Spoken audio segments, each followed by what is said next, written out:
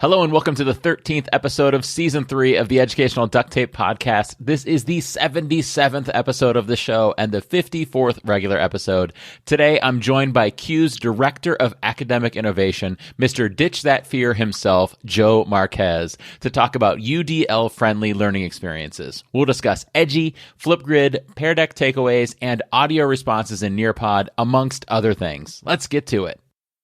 I'm Alfonso Mendoza, host of the My Ed Tech Life podcast, a part of the Education Podcast Network. Shows on the network are individually owned and opinions expressed may not reflect others. Find other interesting education podcasts at edupodcastnetwork.com.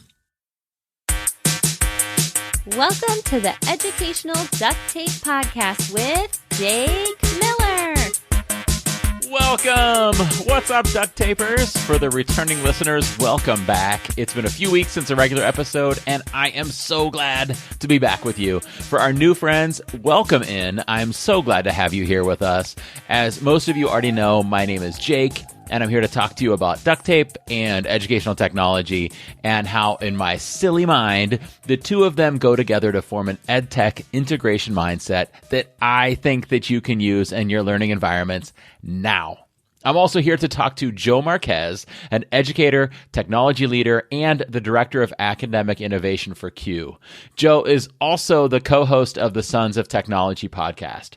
You are going to love the angle that Joe takes on UDL, Universal Design for Learning, in this interview. Most people, myself included actually, go directly to features that support the varying needs of students in our classroom, namely tools to support learners with special needs. And while that stuff's important to Joe, he takes a different angle that I think you'll enjoy. Plus, he shares some really funny stuff in his Two Truths and One Lie. Before we get to that, though, here's a word from our sponsor. Support for this episode comes from our friends at TextHelp. The UDL approach to teaching minimizes barriers and maximizes learning for all students. It begins with a foundational understanding that every learner is highly variable. No learner is just one thing. They all have strengths and weaknesses. Those strengths and weaknesses become apparent based on the task, the environment, the resources and tools available, and even a learner's affect, what sort of day they're having.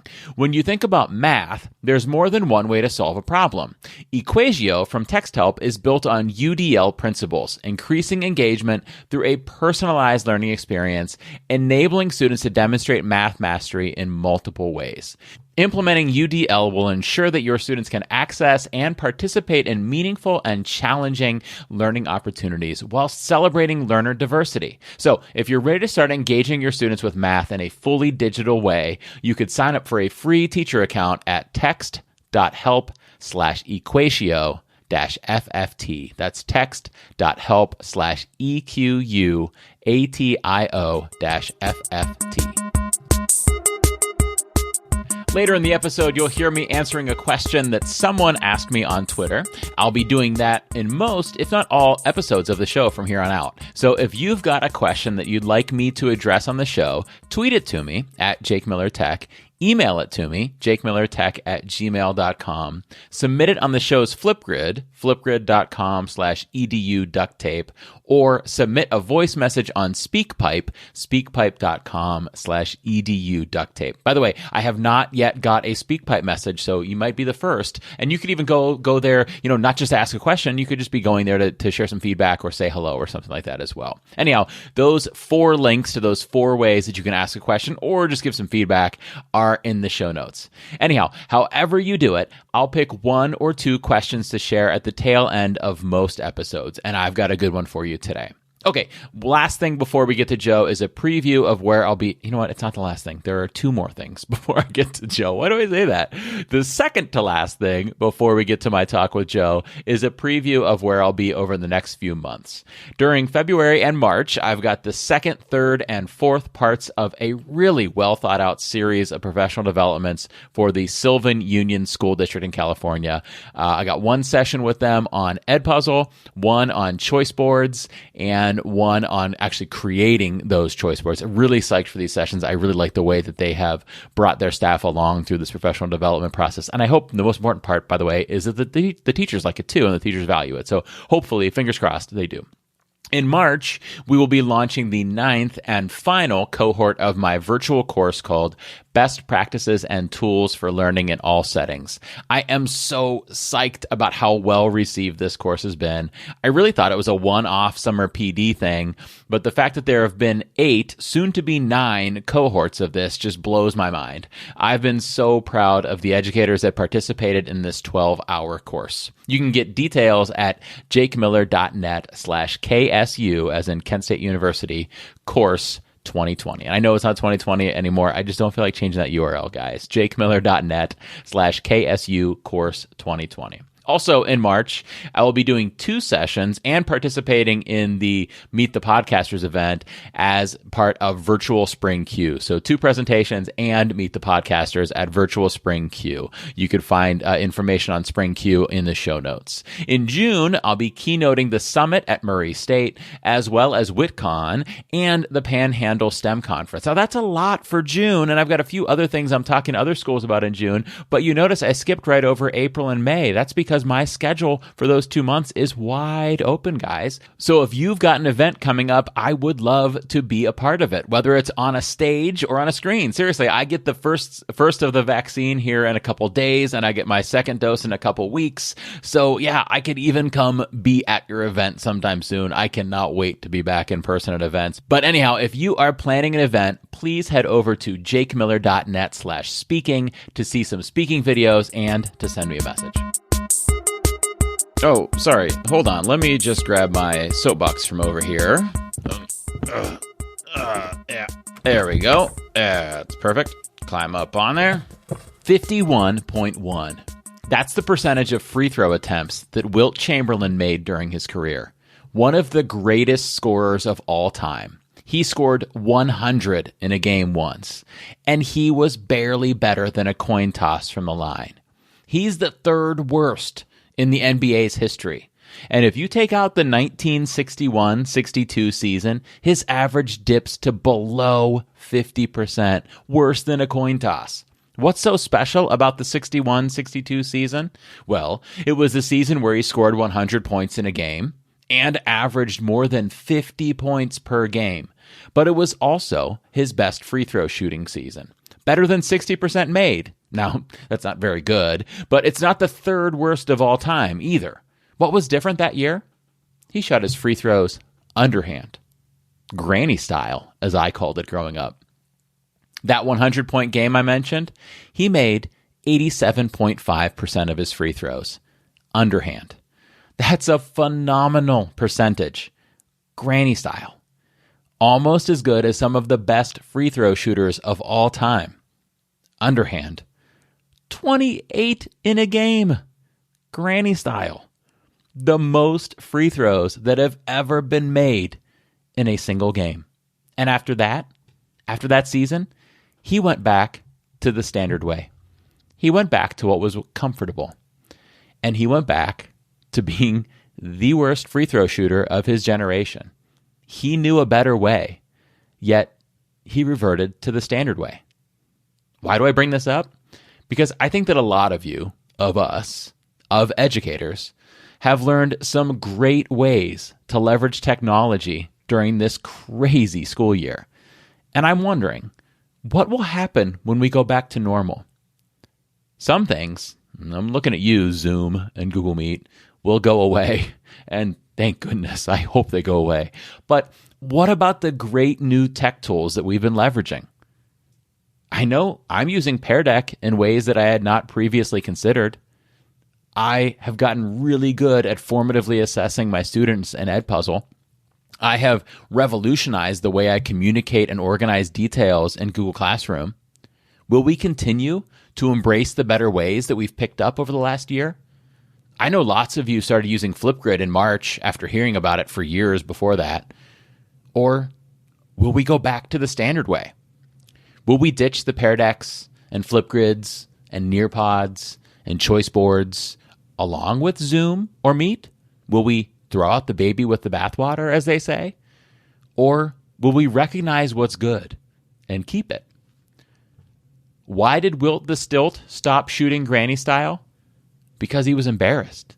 He's admitted it himself. He said that he felt like he looked like a fool. The best shooter of all time felt like he looked like a fool.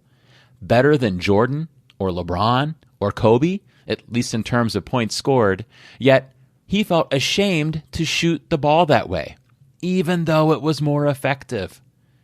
When those teachers in your school who have been poo-pooing ed tech for years stop using all technology because the pandemic is over and we're back in person, whenever that happens, will you stop too? Or will you keep doing what you know is better, regardless of what that one grouch in the staff lounge thinks? Will you do it the better way? Or will you do it the standard way? I know you. I know what you'll pick. That's why you're here. That's why you're a duct taper. By the way, before we move on, I have to give credit where credit is due. I first heard about coverage of this idea of Wilt Chamberlain's free throw shooting in the awesome Revisionist History podcast from Malcolm Gladwell. I will put a link to the specific episode in the show notes. I think it was episode 3 of the podcast. He brought it up. I added some stats in and connected it to educational technology, but I do have to give credit to Mr. Gladwell for putting it on my radar. First of all, I never knew that this happened. I never knew this was the case, but I learned about it through Malcolm Gladwell's podcast, Revisionist History. Never knew that Wilt Chamberlain shot granny shots for a while. Speaking of granny shots, I've got it on good intel that Joe Marquez always shoots granny shot free throws. Let's get to our chat with Joe. Today's guest. All right, today's guest is Joe Marquez. Joe is an educator, technology leader, and the director of academic innovation for Q. His innovative spirit, outgoing attitude, and outrageous personality has granted him the wonderful opportunity to speak, train, and collaborate with educators across the world. Joe is also the co-host of the Sons of Technology podcast, #DitchThatFear. You can find Joe on Twitter at JoeMarquez70 and on his website at sonsoftechnology.com. Welcome in, Joe. How you doing today, man? Oh, I'm doing great, Jake. How are you doing? I'm doing good, man. I'm excited to finally get this episode happen. I feel like we've been talking about it for a long time. You know, absolutely. And this needed to happen. I mean, you're an amazing individual. And this podcast is actually one of the podcasts I have to listen to the moment it drops. So I appreciate being here. Nice. Thanks, man. I appreciate that. And it's funny, you beat me to it. You have the better podcast etiquette because you had me on Sons of Technology in probably like 2011 or something. So it was maybe not 2011, but it's been a while. So the payback here is long overdue. And you were on my list from the beginning before I was even on Sons of Technology. But the problem is there's so many awesome educators out there. My list is like 900 people long.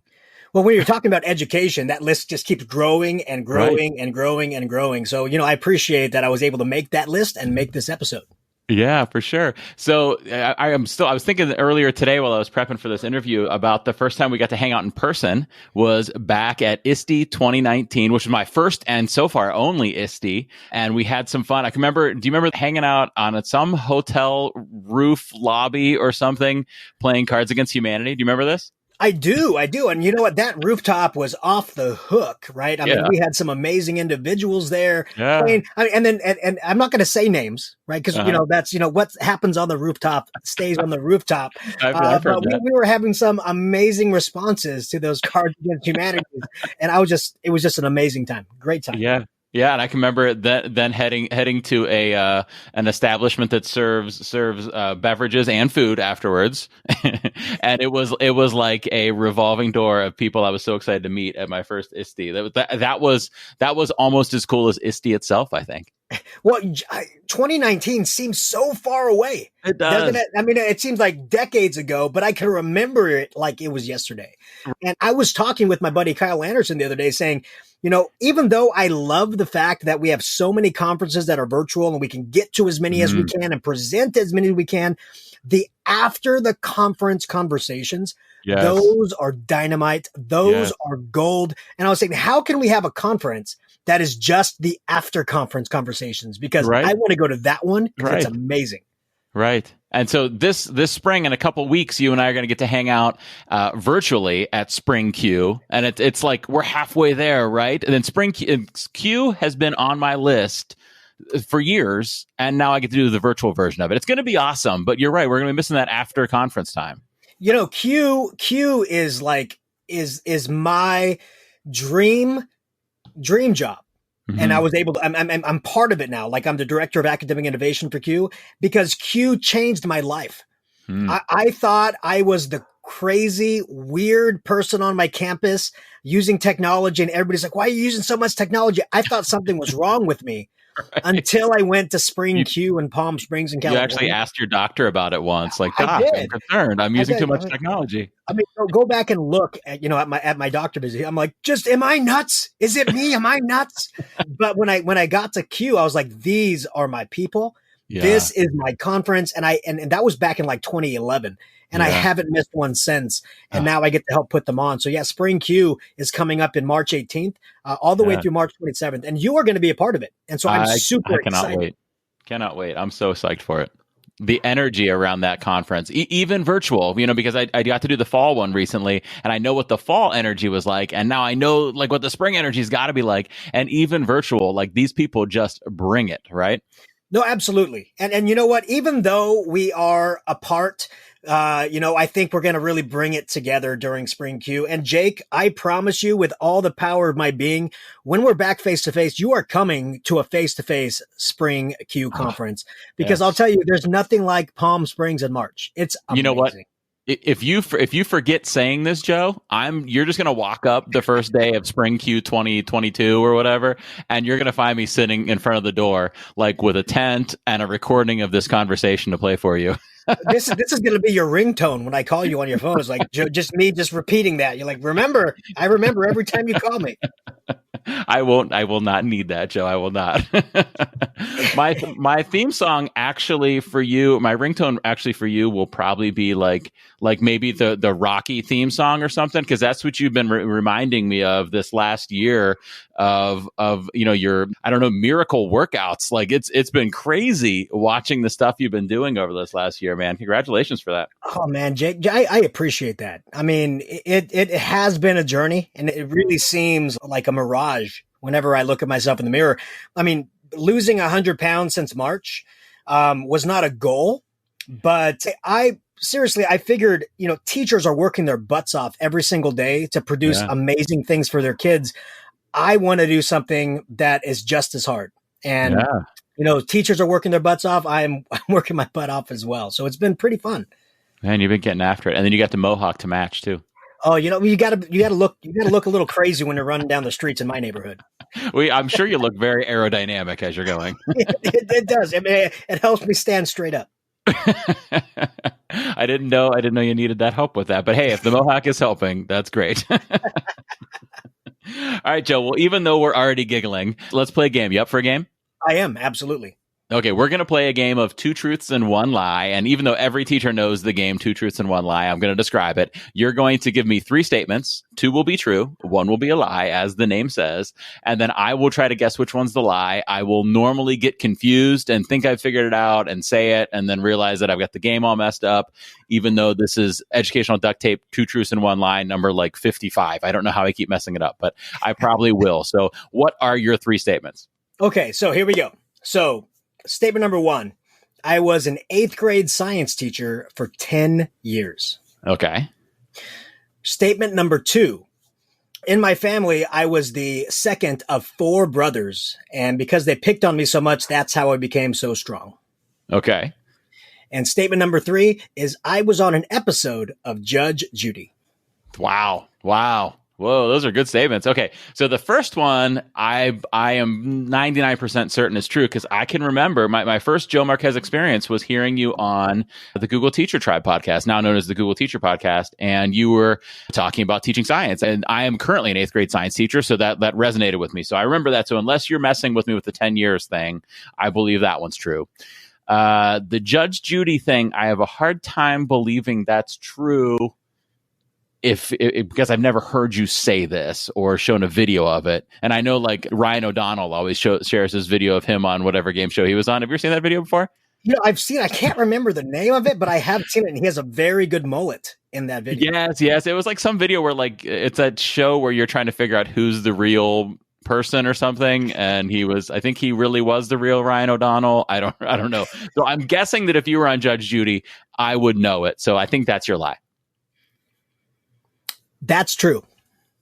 That's true. You actually were on Judge Judy? Absolutely. And I would say that I challenge anybody listening to find that video, because you will not be able to find it. But yes, I was on an episode of Judge Judy.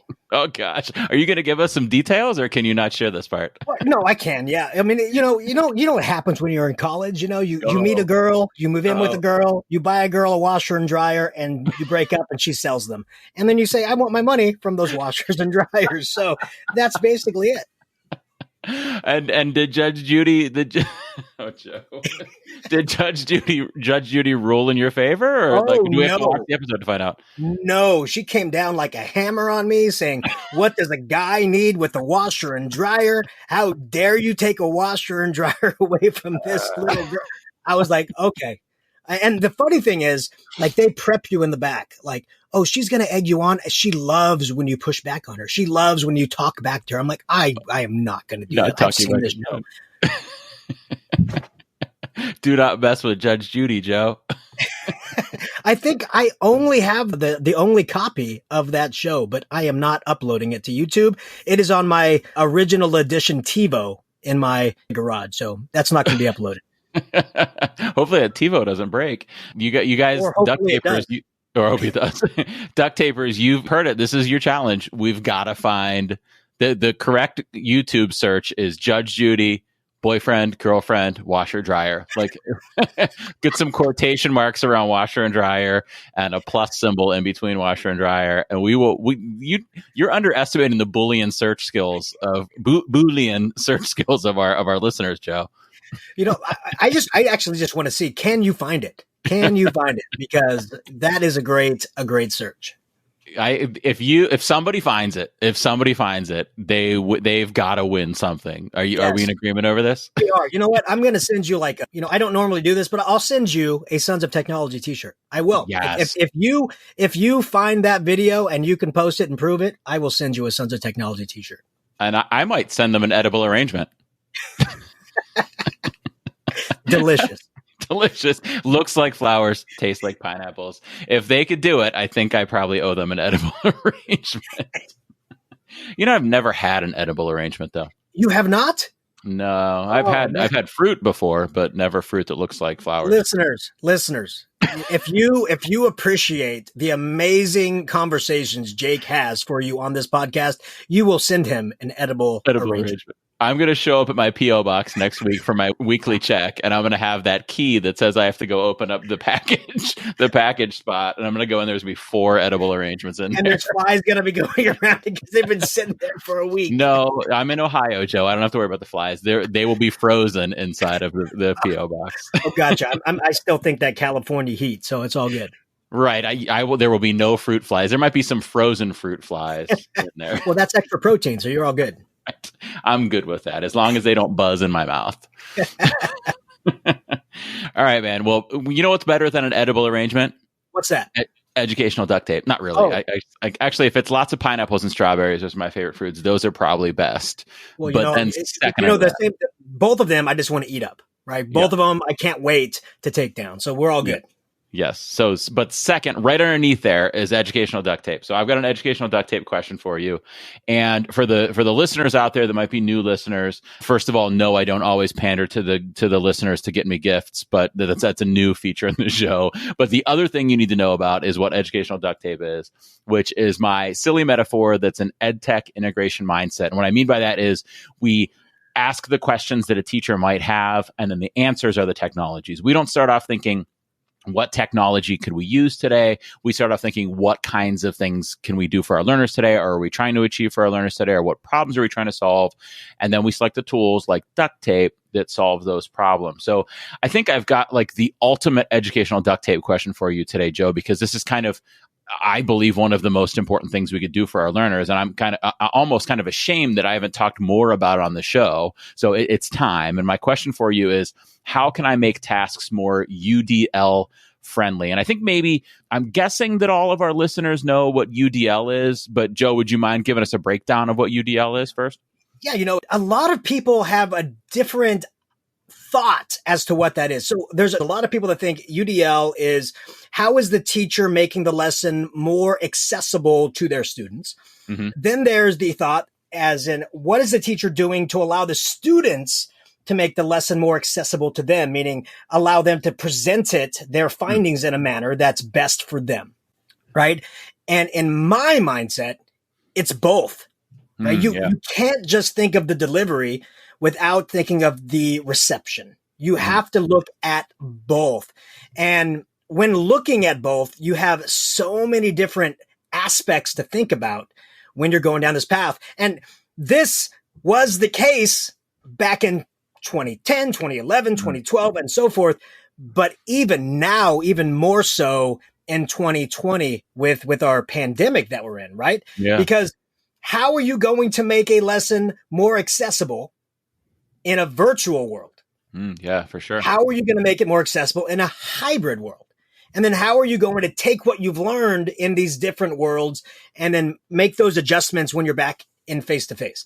And that's the question everybody's asking. And the reason it's so hard to answer that question is because there's so many different definitions of not only UDL, but hybrid as well. So Jake, I want to ask you, what is your definition of hybrid? Oh, well, first of all, I've got a bone to pick with this here because I hate when people call it blended. Does that drive you as crazy as it drives me when they say that we're in a blended learning setting right now? Absolutely. I mean, because I mean, maybe in the classroom, you could call something blended, right? But we are in a completely different class than blended at the moment. Right. Yeah. So blended, guys like you and I have been referencing for years as it's a blending of using technology and using analog things in a way that ultimately reaches the goal that you're trying to get to with your learners. Hybrid then is some kids at home and some kids in person with you. The hard part about that is from school to school, from district to district, from classroom to classroom, it's different as to whether is it all synchronous. I know we're tired of hearing that word, but do we have the people at home connected at the same time as the people in the room, which is what I have in my current classroom? Or is it asynchronous, or do we meet with the kids who are at home at one time and then the kids who are in the room at a different time? And I know it's different in lots of different settings. And I think that's what kind of makes this hard, right? Is that it's like we're all playing baseball, but we're using different size bats and the pitchers are different distances away, right? Like we're playing different games kind of. Yeah, I mean, not even different size bats, but sometimes people are throwing a softball at you instead of a baseball, or even a golf ball at you instead of a baseball. And that's the big thing, is we have to make sure that we have a defined version of what we are trying to help our teachers with. Because Jake, what you're talking about right now, when you're teaching students synchronously that are at home and in school, that is a form of hybrid, but that is not the definition of hybrid. That is concurrent. Yeah. To me, because you are having students concurrently learn at the exact same time. And that is very difficult for a teacher to do. That is a skill that needs to be mastered over a long period of time. Yeah. Right. I have not mastered it yet. which probably brings a lot of relief to your listeners. Hey, Joe, whatever that amount of time is, it's more than 6 months. That's that's what I've been saying for these past 9 months is this. Teachers are beating themselves over the head because of this situation, and it's not their fault, right? Teachers have honed a skill over many years, and that skill is in a very particular environment. Yep. And if you are now putting them in a very different environment and the skills don't line up, you cannot blame the teacher. You can't put a jet pilot into a helicopter and expect the same results. Yeah, I'm doing my preach hands right now. You can't put a baseball player on a football field and expect the same results, right? You can't just say an athlete is an athlete. You can't say a teacher is a teacher is a teacher. It takes time to hone skills. Right. And that's why I am just I am so enamored with teachers today, because they are just taking this situation by the horns and saying, you know what? I don't care if I'm not perfect at this. I'm going to keep doing it. And I always say a great teacher is not a perfect teacher.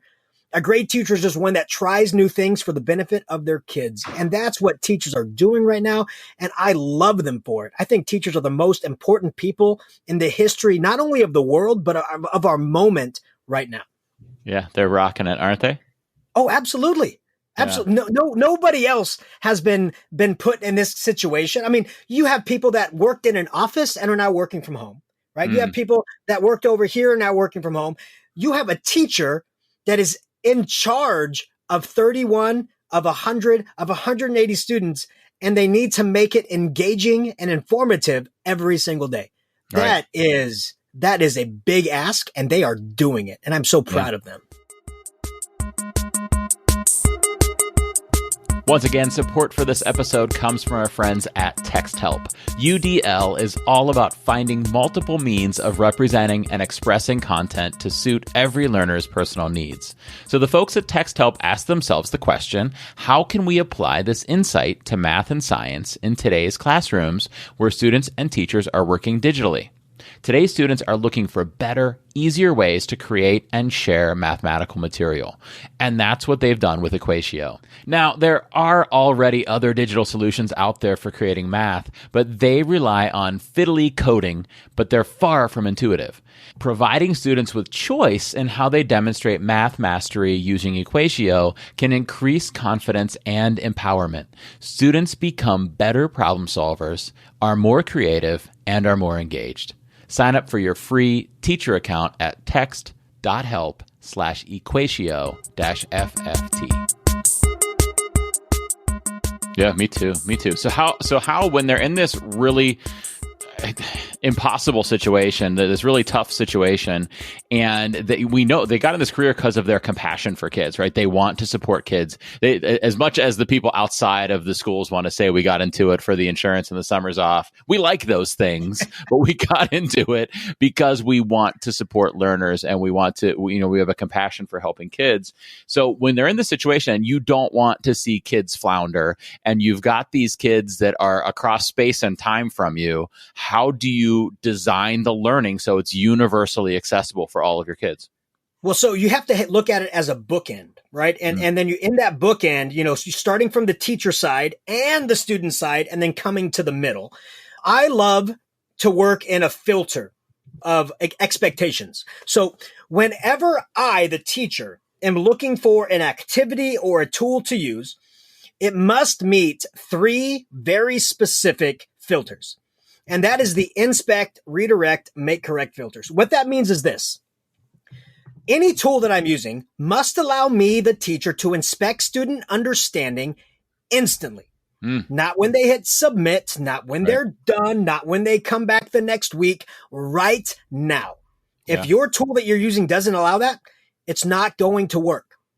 The next is the tool should be able to give you enough data to help redirect the class to the correct path. Like, whoa.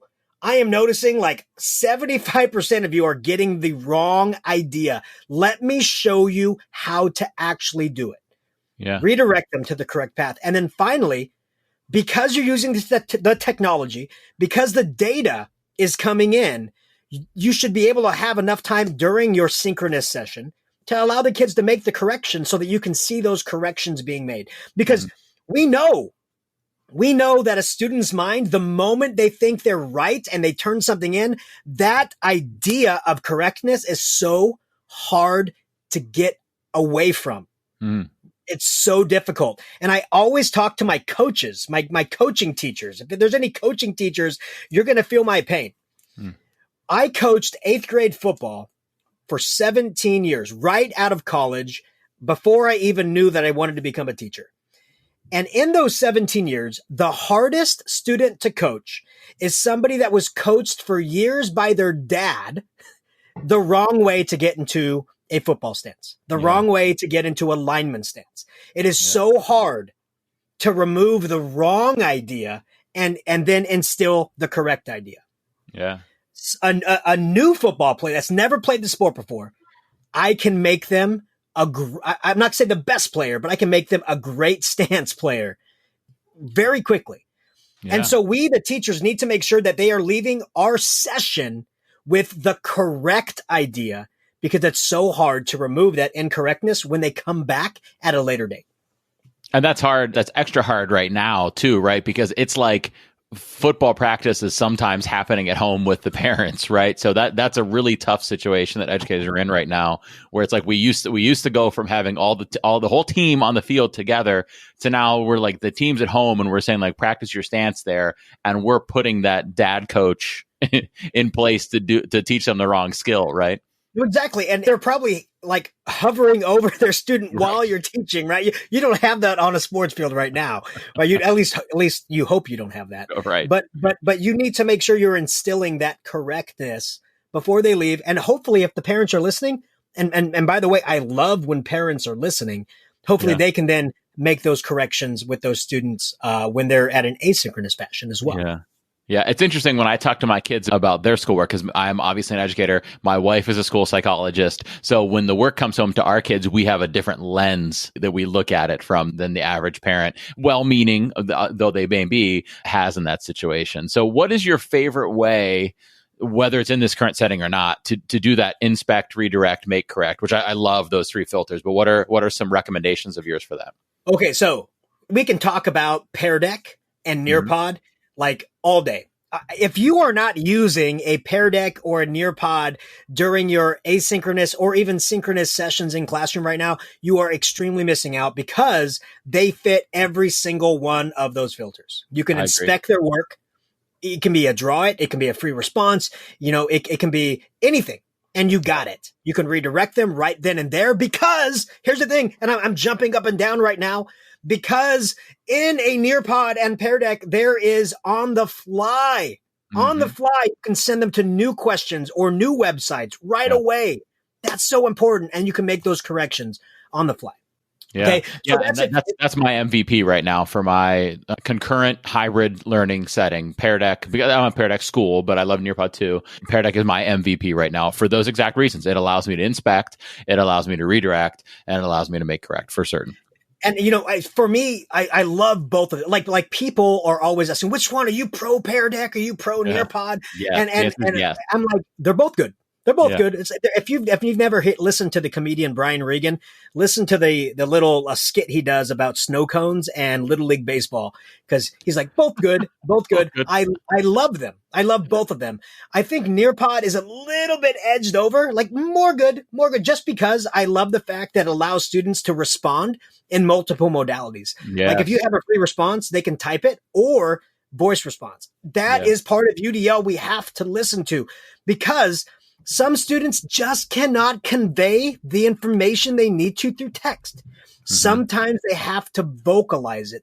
And while we are preparing our lessons, we have to make sure that not only is our input that we're giving to the kids in multiple modalities, but we have to make sure the output, meaning coming back to us, can be done in multiple modalities as well. So I love Nearpod for that fact. So yeah, that's one of the major areas that Nearpod beats out Pear Deck in my mind. When you're asking me these things, I'm instantly thinking, what do I want my students to accomplish, right? So if you're talking about a presenting inspect, redirect, make correct, Pear Deck, Nearpod, dead on, awesome products.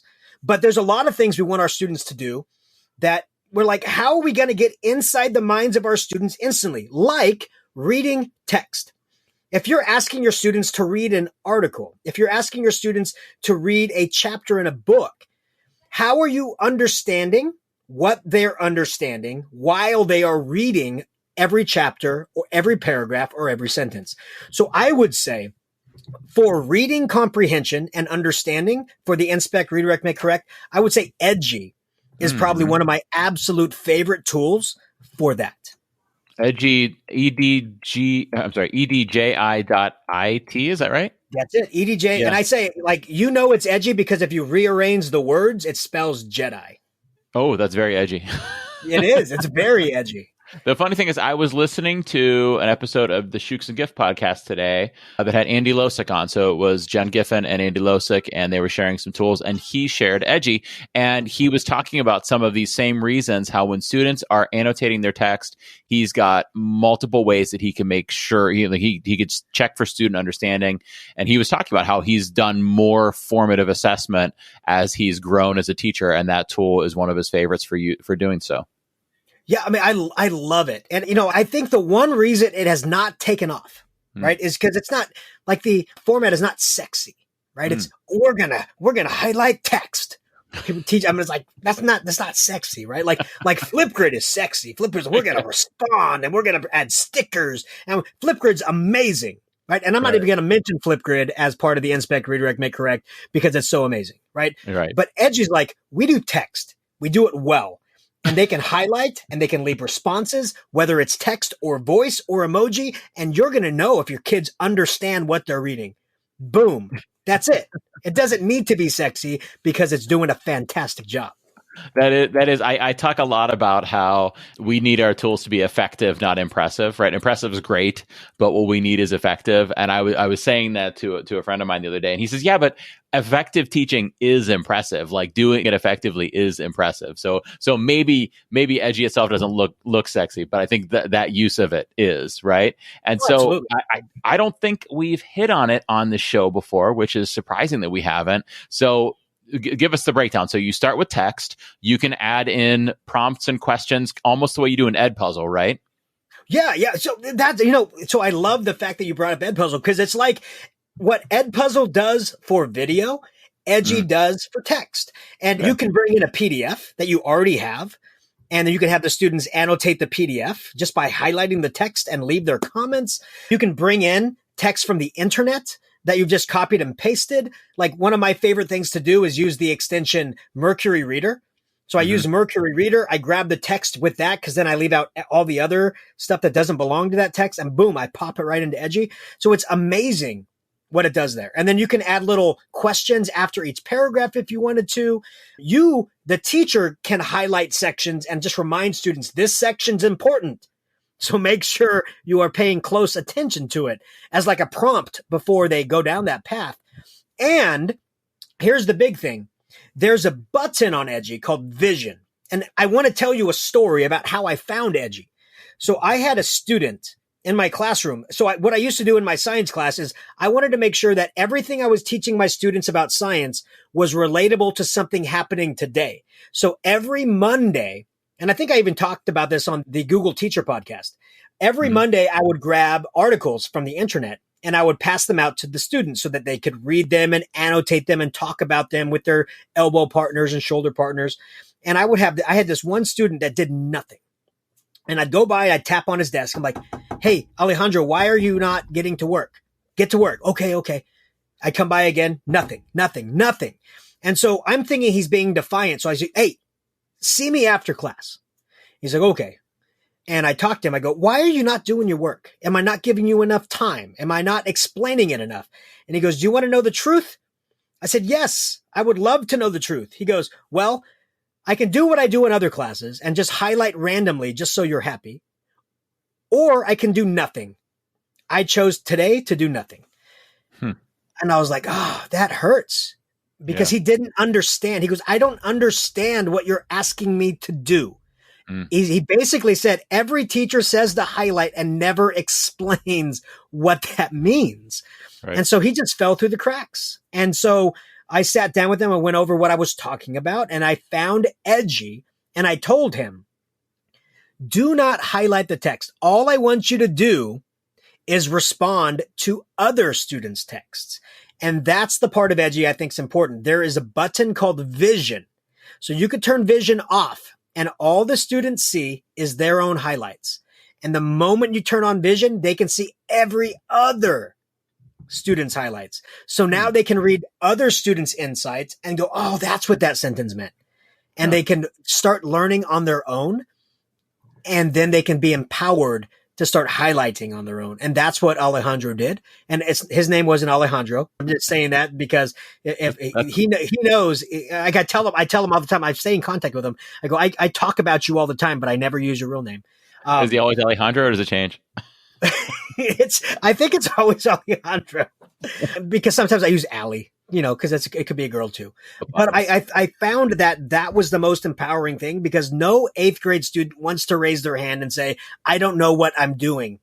They will just sit there and do nothing and take a punishment as long as they're not being called out as being dumb in front of the rest of their peers. And I found that to be the case for a lot of students. And so a lot of students started watching other students and they became empowered by that. And they actually learned by watching other students showcase how to actually highlight text. And I found Edgy to be incredibly important in the journey of understanding reading. Yeah, what I like about what you're doing there and what you're sharing there is that you've gone from, we were talking about Pear Deck and Nearpod and things like that, and especially in Nearpod where you're talking about how you can respond with text or respond with audio, and that's one piece of universal design for learning, which is how the student expresses their thinking, right? It's the action and expression piece of how they express their learning and demonstrate their comprehension. But you were helping Alejandro with another piece of it, which is the representation, which is how he gets the information. So you were being equitable, like instead of being equal and giving him the same text as everybody else, you were being equitable and giving him that additional piece that he needed to be able to process that information by using that feature that let him see what the other kids were highlighting and see kind of their thoughts on it to kind of break it down a little bit further for him.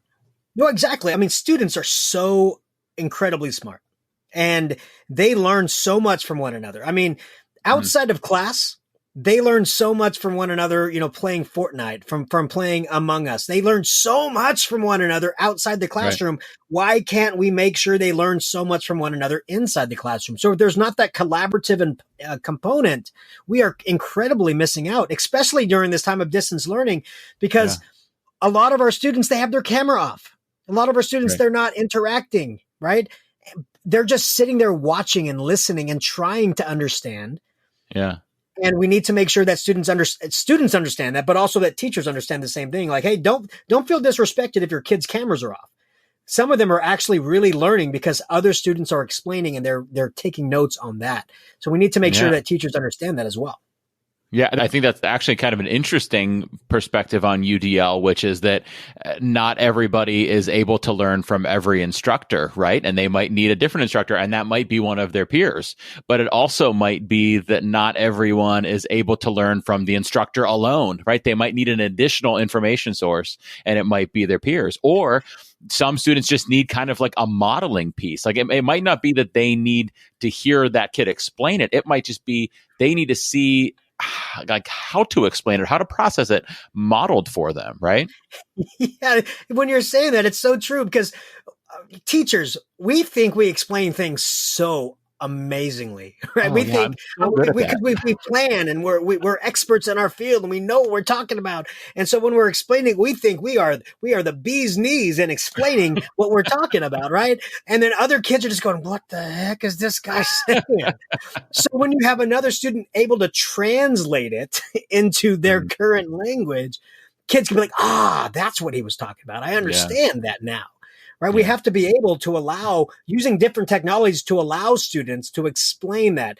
And I know I talked about Flipgrid earlier, but Flipgrid is a fantastic way of doing that. And I always tell students, the reason reading is so difficult is because we take in what an author wrote based on his experiences and interpret it based on what we experienced and then regurgitate our response to that based on everything. And so everybody's response to a reading is going to be different. And that's why I tell students all the time, that's why a movie made from a book is always going to be horrible. Because whoever took the book and turned it into a movie did it based on what they thought the book was about, what they thought needed to be said. And what you read out of that book could be completely different. That's why it's never going to be the same. So if we can actually see that based on past experiences, based on where we live, based on students' socioeconomic status, we can really, really become better for it. And when we can then go outside of our classroom, right, and then get experiences from students in a different town or a different state or a different country, we can really create an amazing lesson and understanding in this world we live in. And that's what technology allows us to do. Break down the four walls. We no longer live in a cave where we teach because learning can happen wherever learning can happen. And that's everywhere now. We need to make sure that we are embracing tools that allow that to happen. So I'll tell you right now, one of my favorite things to do with Edgy was after my students were done reading, guess what I would do? I would send that exact same lesson to one of my friends in Iowa, and he would give it to his students. Mm-hmm. And they would be able to read what my students were saying. Now they're getting to be able to contact and talk with other students in a different fashion that they wouldn't get to be done in a regular synchronous classroom. That's extremely, extremely important. And so they could do that within Edgy. That's where that's happening?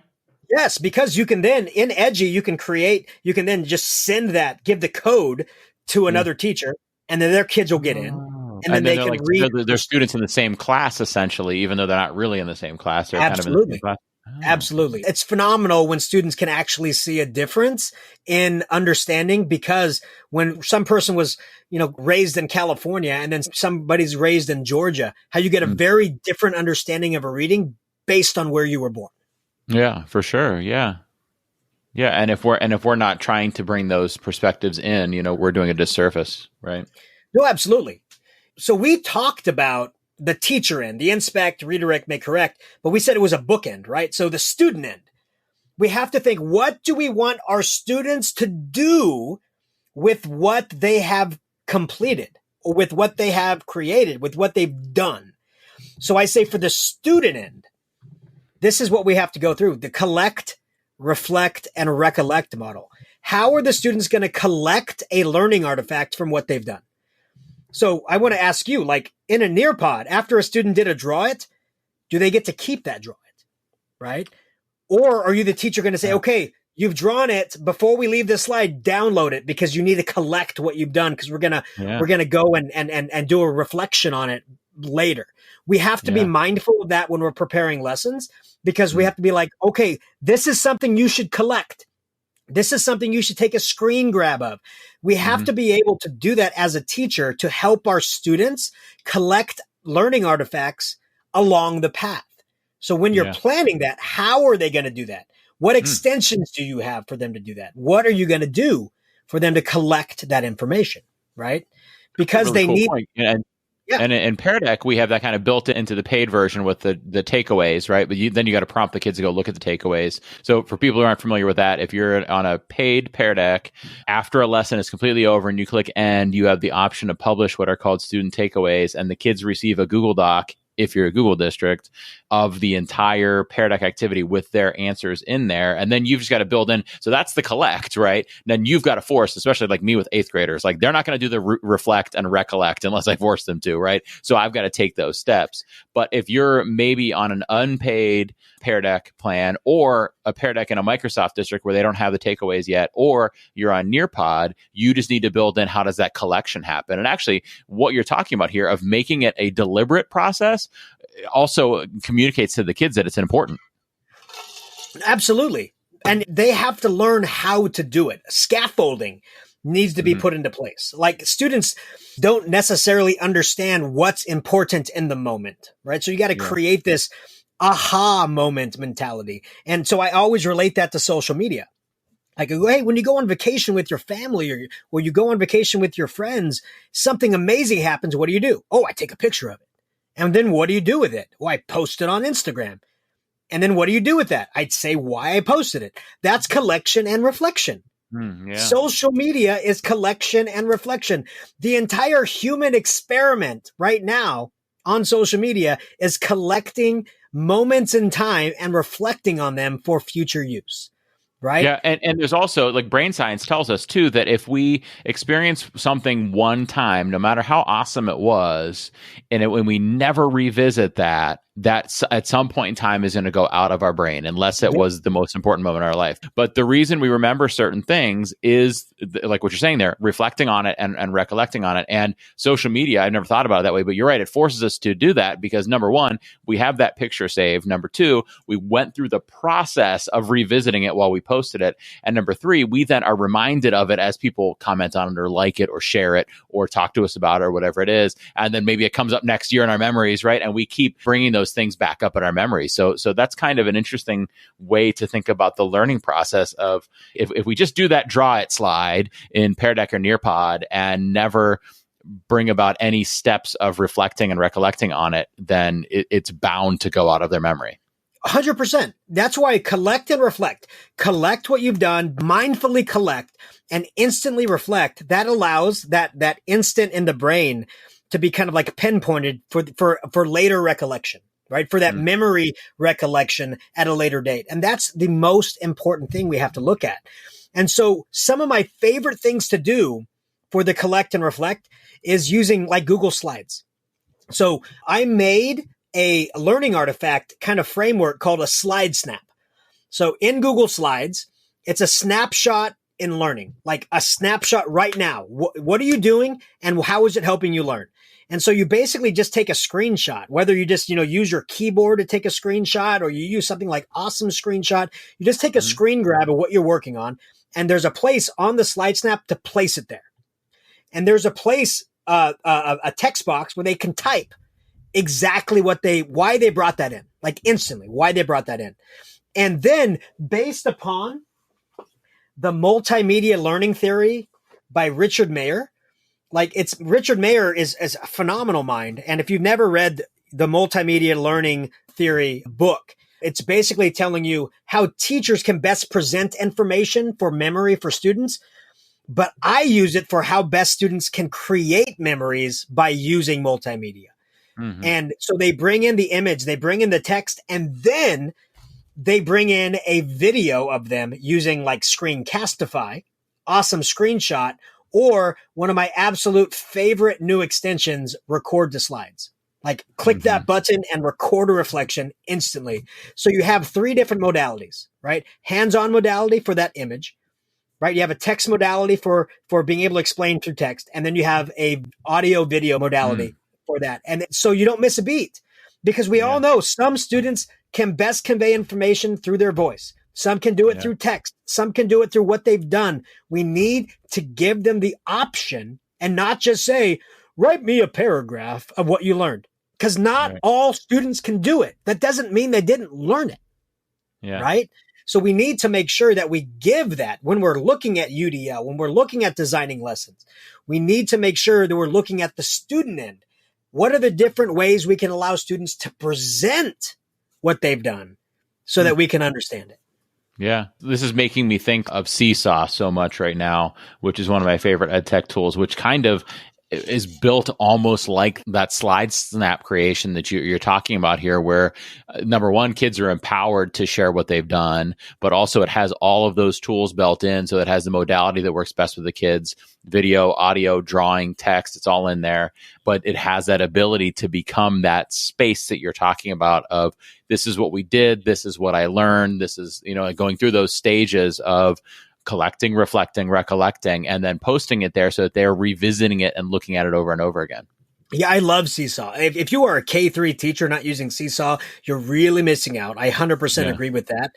I mean, if you are a secondary teacher and you're not using Wakelet in the exact same way, you can do that instant Flipgrid right on there. You can bring in images. You can do text. You can do it right there on that. Yeah. And then there's another tool called Bulb, right? Which goes cross-platform. That's phenomenal for this as well. I tested it with Screencastify and it works perfect. Yeah. Bulb is great.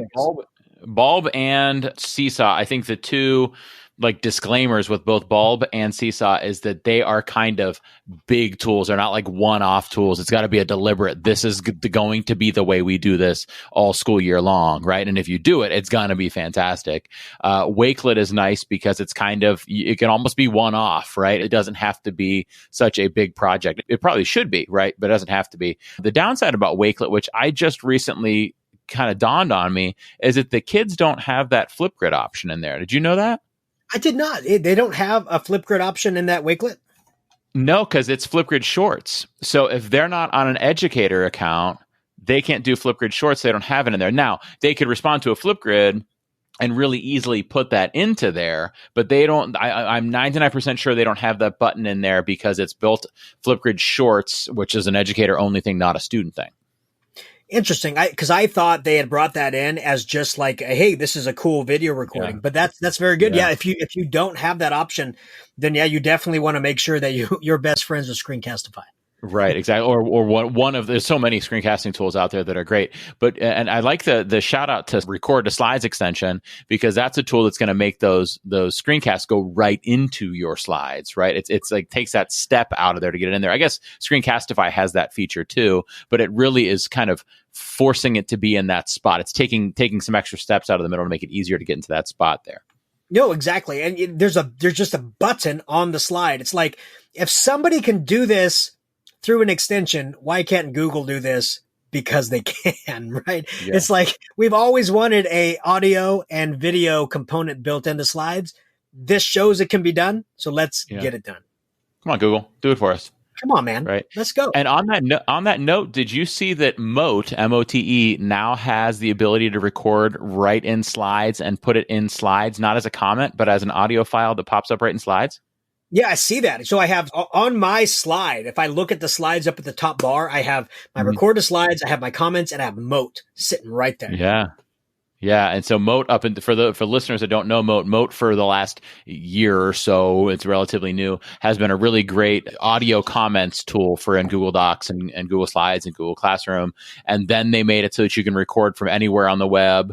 You didn't have to be in one of those tools, and now it's built into Slides so that it pops that audio file right into there, which is nice, because that kind of brings your message full circle here, which is that UDL kind of has two facets to it. One is doing what you know is best for all of your learners, which is number one, the teacher practices of that. What was it? Inspect, redirect, make correct. And then it's the student part of collect, reflect, and recollect. And then the other part of UDL is giving multiple different modalities of how you deliver the information and multiple different modalities of how the kids record the information back to you. So it could be text, it could be record the slides for video or Screencastify for video, or it could be the audio with Mote, or it could be a picture they took as a screenshot or with their webcam or whatever it might be. And so you're coming at UDL kind of from both angles there.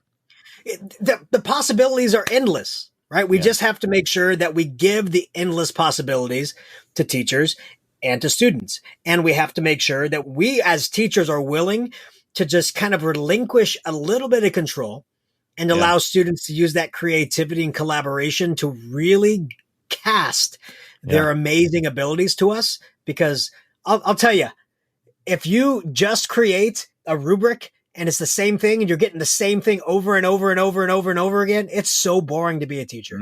Yeah, but when you open it up and you get these amazing, amazing differentiated responses, it makes it amazing to be a teacher. Yeah. So I would rather be in a position where I can say I'm amazed than to be bored. Right. It makes it maybe a little more time consuming, maybe a little more challenging, but much more worth it. Right. Oh, absolutely. And that's the whole purpose of being a teacher, is making a difference in this world and being able to say, hey, every day I wake up, it's worth it. Yeah, for sure. Well, Joe, trying out some of these things in the classroom might be a little bit intimidating, but I bet that you have a catchphrase that will help the teachers be ready for handling these UDL ideas you're talking about here. What might that catchphrase be? I think that catchphrase is going to be ditch that fear, right? We have to be able to get rid of our fear and open our arms to different possibilities. And you know what? If it doesn't work, it doesn't work. But you know what? A great teacher is not a perfect teacher. It's just one who tries new things and keeps moving forward, because our kids, of course, they deserve it. Did you just go with two catchphrases right there, Joe? I don't know if you're allowed to have two catchphrases. I think I did. I think multiple catchphrases are the norm now. That is the norm. Okay, that's UDL. You were making sure that if the one person, if the ditch that fear message didn't resonate with somebody, the other one resonated, right? You're giving them multiple ways to access your knowledge, right? Absolutely, multiple ways to be excited about what was just said. Joe, it's hard not to be excited after hearing you talk about this stuff. Thank you so much for being on the show today, man. Thank you so much, Jake. It's been a pleasure. Absolutely. That was so much fun talking to Joe. I hope that one of you dig up that tape, that video. I really, really, really want to see that. Joe getting chewed out by Judge Judy. Joe is one of my favorite EdTech dudes out there. So I hope you'll go follow him, check out the Sons of Technology podcast, and check out his work. To review a bit of what we talked about today, Joe shared his 3 filters, which I absolutely love this idea. Inspect, redirect, and make correct. If you haven't written that down yet, you're crazy. That is so good, so wise. Inspect, redirect, and make correct. The 3 filters that Joe takes to his instruction. He also talked about how Pear Deck and Nearpod fit into that, especially with Nearpod's audio responses option. He shared about edgy.it, which is a lot like Edpuzzle for text. So you can look it up at edji.it, and I'll put a link to that in the show notes, of course. He also shared a best practice of having students collect, reflect, and recollect. Joe likes the power of 3s here. So he says a teacher should inspect, redirect, and make correct, and a student should collect, reflect, and recollect. What a great practice for students to get involved in and take ownership over their learning, right? He recommended doing this by having the kids take screenshots of their work or by using Pear Deck takeaways. And he also shared about a strategy for that he created called Slides Snap. And there'll be a link to a Google Slides template for that in the show notes. But that's the strategy he used in his science classroom for having students track learning artifacts throughout the school year. He also mentioned the Record to Slides extension and how well it fits in with that. Anyhow, lots of good stuff from Joe. And as always, details and links are in the show notes. Last but certainly not least, time for my favorite part of the show, which is the celebration of the adjacent possible. Adjacent possible is the idea that whatever you do, whatever you try, whoever you talk to, whoever you listen to, wherever you go, opens you up to new adjacent possibilities. And the connections and discussions between me and you, and you and you, between duct tapers, between educators, those open up our adjacent possibilities. So today's question that's going to open up some adjacent possibilities for us came to me from April Ruib McKenzie. And April, I apologize if I'm pronouncing the middle part of your name there incorrectly. Anyhow, she sent it to me on Twitter. And April was literally asking for a friend. It wasn't the meme or the joke asking for a friend. She was literally trying to help a friend out. And she said, "Trying to help a teacher with a Google Slides issue. Anyone have any ideas?" And then she shared a screenshot of a question that a teacher sent to her. Here is that screenshot, the text of that screenshot, read by Siri again here. "I have gone from using hands-on materials in class to instructing content by making interactive Google Slides. Since Google Slides really isn't intended for this purpose, there are some issues, and the one I'm trying to solve is that students can edit, resize, crop, and delete the images or shapes that I want them to move around the page. I'm looking for a way to lock the image so that it can't be altered, but can still be dragged." So, April, thank you for bringing this interesting question to me. Unfortunately, I had to tweet back to her and deliver some bad news. This just simply is not possible in Google Slides, at least not at this time. I do have another option for April and her friend, though, and I think it's actually a really great option, and I think it's going to actually end up being better for them than if Google Slides could do this. I think this is a superior option regardless, and that alternative is ClassKick. And we've discussed ClassKick a few different times on the show before, and when we've discussed it, I've always told you two things. Number one, I've told you about how it's similar to Pear Deck and Nearpod, but I always tell you about, number two, the fact that students can digitally raise their hand, and when that happens, the teacher can jump onto their slide and help them. Or if the teacher enables it, the teacher can set it so that another student can see that another anonymous classmate, they don't know who it is, has raised their hand, and they can elect to jump in, again, anonymously, and help them out. Now, the teacher knows who's doing this and can give the kids brownie points or whatever, but it's all happening anonymously. And that's what I always talk about in there. Now, that does not answer April's question or April's friend's question. It is my favorite ClassKick feature. And April's friend might go like, oh man, that's another added bonus to the other part of the answer that I'm about to give here. The other thing is something that is exactly what April's buddy needs. And this is a feature I've never mentioned on the show. So I'm glad that April's question or April's friend's question asked to me through April gave me the chance to ask this. And this is why I love getting these questions from you guys, because it brings on things that I haven't mentioned on the show before. And that's that in ClassKick, there's another option on their slides that is not in Pear Deck or Nearpod either. And that is to include images that students can move around the screen as manipulatives for different kinds of drag and drop activities, whatever your imagination comes up with, really, in those manipulative based activities. So you click a certain button, So there's two buttons. One is to add an image to your slide. That would make it in the background. The students could draw on top of it, like imagine labeling a map or something like that. The second is to add a manipulative, and you add that manipulative just like you would add another image. It's just a different button on the screen.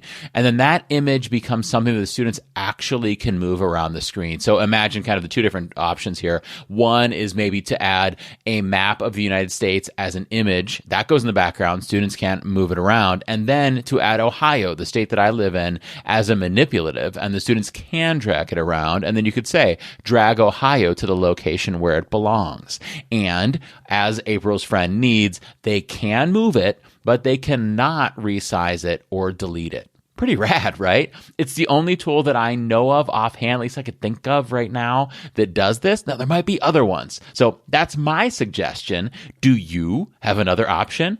If so, in the show notes, you'll see a link to April's tweet. You can click on it, you can go right there and reply to it. And if you happen to not be on Twitter, you could always email it to me or try out one of the other ways to tell me. But if your suggestion is a good one, then I will include it in a future episode of the podcast. That's the adjacent possible, right? That is April's friend being in contact with April, who knew to contact me on Twitter, who happens to have a podcast, who knows about ClassKick because I heard about it through my friend Amy Rodiger a few years ago. And now I could share it on the podcast because of the adjacent possible. Now you're going to hear it. Maybe you have an alternative option that you're going to share back to me, that I'm going to share with April, who's going to share with his friend, her friend, that I'm going to share on the podcast, that everybody else is going to hear. That, my friends, is the adjacent possible. And that's why I love this part of the podcast so much. So if you've got a response to April's tweet, to April's question, April's friend's question, click that link, respond there, or you could follow up with me in one of these different ways I'm about to mention here, which are the ways that you could submit a question of your own or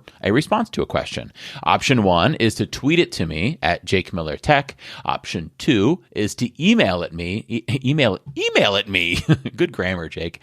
Email it to me at jakemillertech@gmail.com. Or, by the way, direct message it to me on any of the other social media apps that I'm on, which is all of them, or record a message on the show's Flipgrid at flipgrid.com/edu duct tape, or record a message on my SpeakPipe page at speakpipe.com/edu duct tape. So if you want to respond to April's friend's question, you could do any of those options, or if you want to ask your own question or just give them feedback on the show, you could do any of those options. Tweet, email, direct message on any social media, show's Flipgrid or show's SpeakPipe page. All links are in the show notes, as always.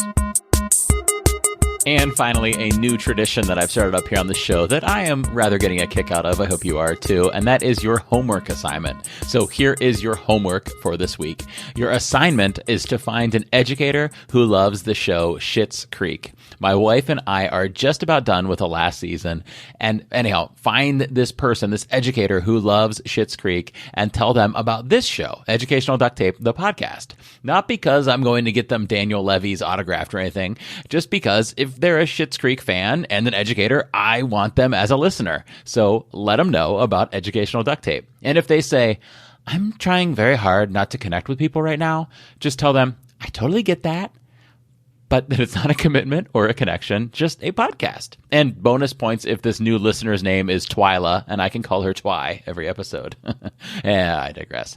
Okay, that does it for today's episode. Check the show notes for details about signing up for my newsletter, joining the Duct Tapers Facebook group, inquiring about having me speak at an upcoming event, getting some podcast stickers, and more. And don't forget to do your homework, baby. As always, as a parent, I'm grateful for the work you do. And as an educator, I'm proud of your dedication to lifelong learning. See you guys in a fortnight.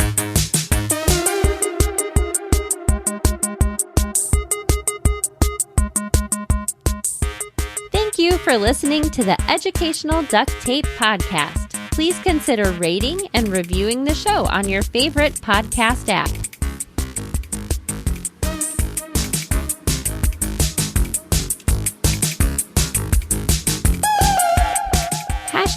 #EduDuctTape.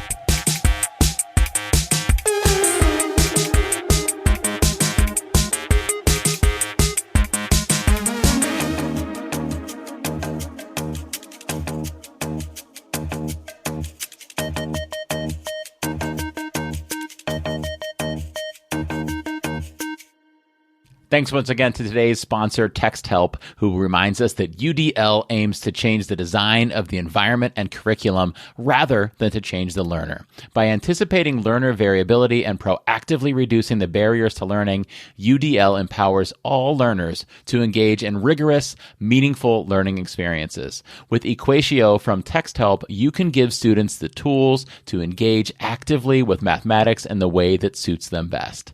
Equatio gives students new ways to engage and express math and is a great way for teachers to build assignments, assessments, and provide rich feedback. And because it's web-based, Equatio operates where you do, whether you're teaching in person, remotely, or a combination of the two. Ready to start engaging your students with math in a fully digital way? You can sign up for a free teacher account at text.help/Equatio-FFT.